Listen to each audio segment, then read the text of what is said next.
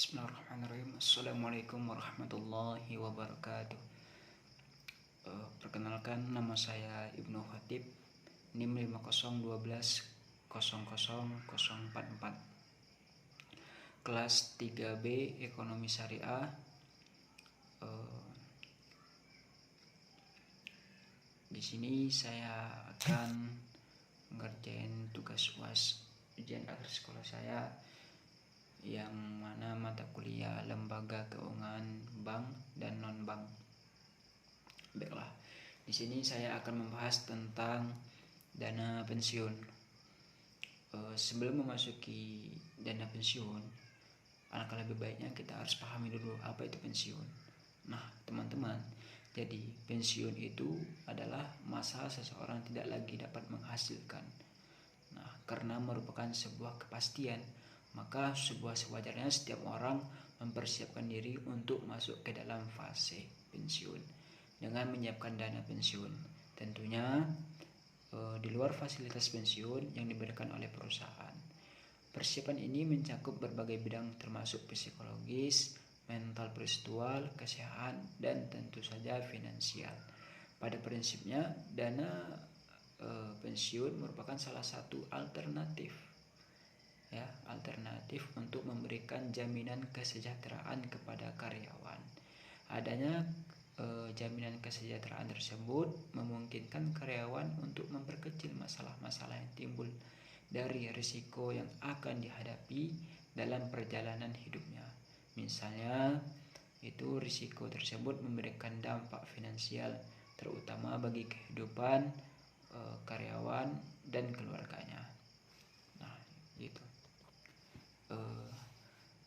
Menurut Undang-Undang Nomor 11 Tahun 1992 tentang dana pensiun adalah badan hukum yang mengelola dan menjalankan program yang menjanjikan manfaat pensiun.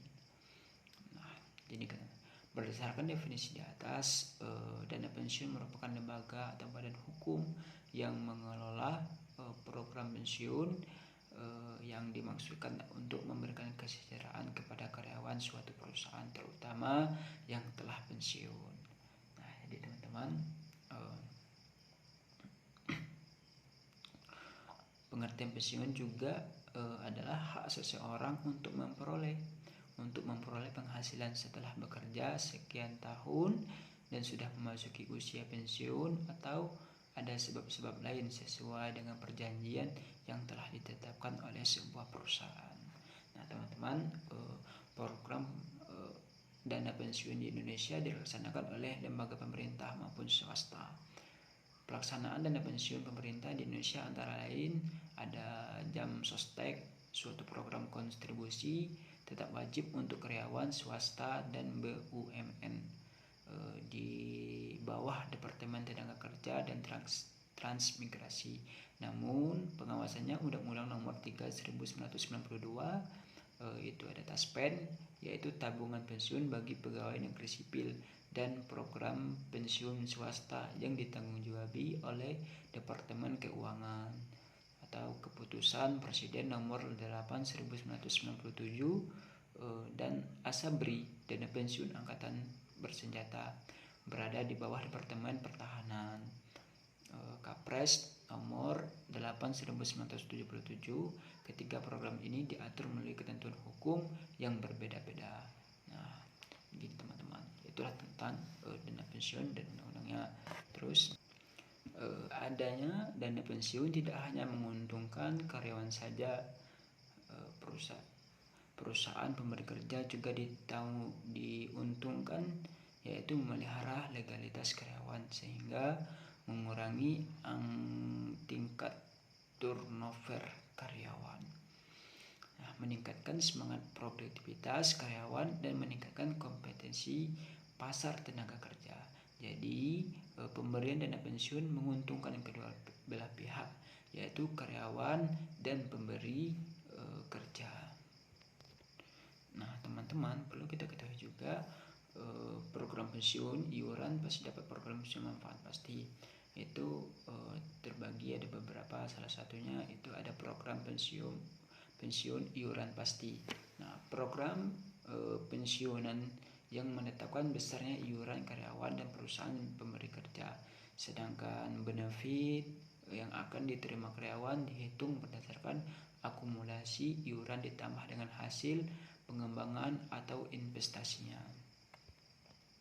Yang kedua, yaitu ada program pensiun manfaat pasti.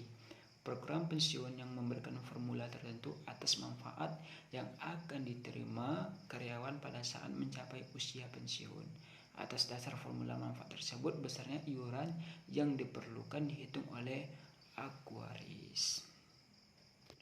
Nah, teman-teman, bagi dana pensiun yang beroperasi secara syariah, kebijakan investasi harus memenuhi prinsip-prinsip syariah.